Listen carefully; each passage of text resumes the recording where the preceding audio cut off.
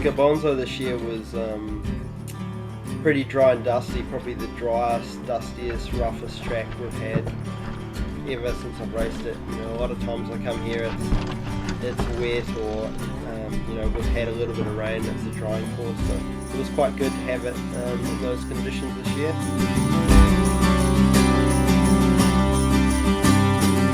Yeah, the Garbanzo DH was a lot of fun.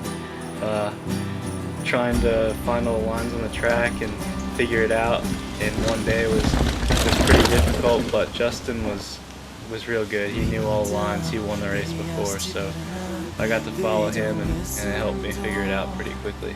But you know, better you are, higher you climb, deeper you fall. Such a good example for all those children alone. Super okay, super ahead, super enough.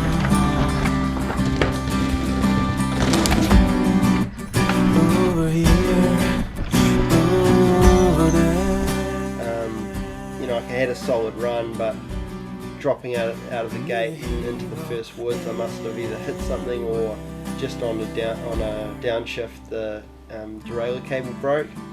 So it straight away went to my hardest gear, and then anyone who knows the course, we've got like an uphill, you know, about 20-30 seconds into the run, which you've got to really power to get up.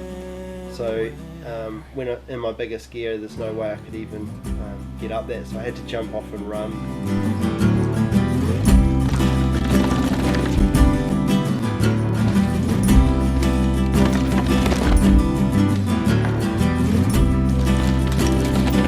I don't know, I mean, you just never know with runs like that on a 14-minute course, 13-minute course, how much time you lose. So I don't really know whether I could have won or not. Well, I know I could have won, but I don't know whether that run would have been or not. It's really hard to say, but definitely would have been a bit better than what it was. And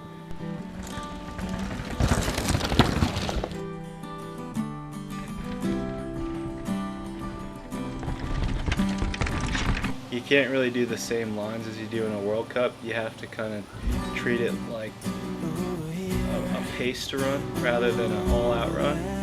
So you have to try and find lines that are smooth and that are going to be less effort to do over the course of the race. Was good. I definitely learned a lot from doing it. I'm looking forward to next year now that I have the experience of doing it and getting a run down the hill, a full run. So I think it's going to be a good one for the future.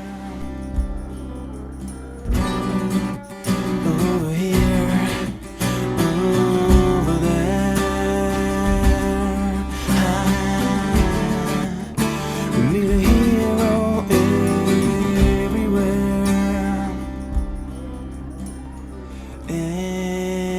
Everywhere. Everywhere.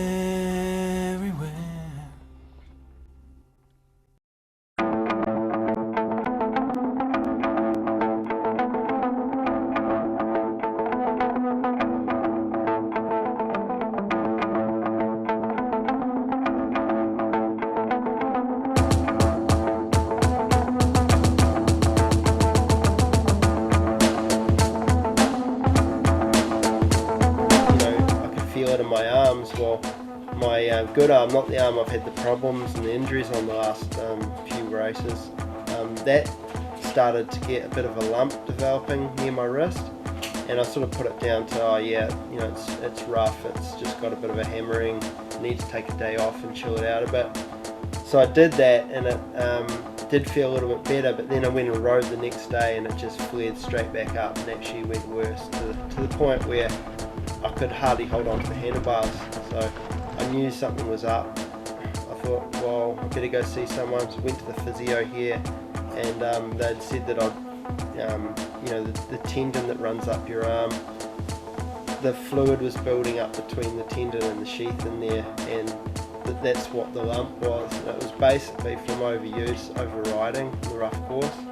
Kind of one of those freak things. I don't really know if it was like, you know, like a small injury injury that started it.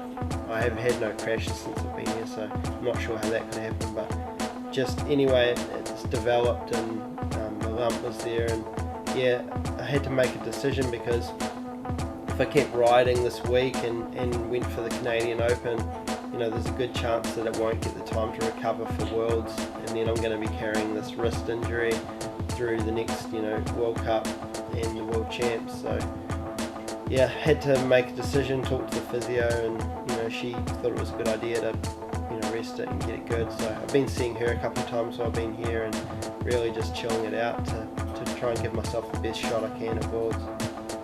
So we were up on Garbanzo, riding with Justin and Mark Beaumont, and done 2 runs and just not taking one pedal stroke, going real slow, chilling, taking it easy, just having some fun, flowing down the trail, and just following those guys, and got caught out in one section and had a big over the bars and smashed myself into the ground pretty hard, which was pretty shocking. I definitely wasn't expecting that, just because the way we were riding was just cruising, just having some fun and going pretty fast, and then just all of a sudden on the ground was a pretty rough experience. I managed to roll down to the bottom and get to the medical people, because my shoulder was really bothering me. I knew something was wrong with it. It just didn't feel right, and I couldn't really hold on to my handlebar.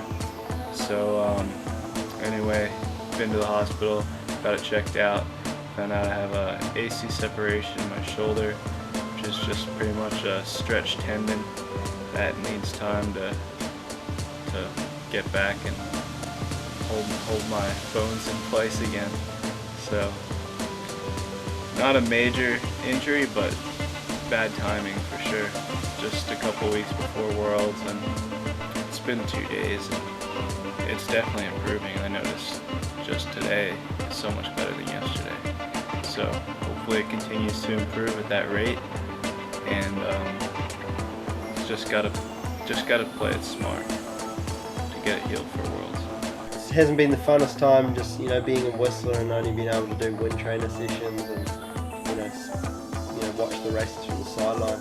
This place is, as you know, you've seen it. This place is, you know, if you're here, you should be riding. So it's been a little bit tough in that respect, but you know, with experience, you sort of learn to, you know, pick your battles, and my battle's going to be World Champs.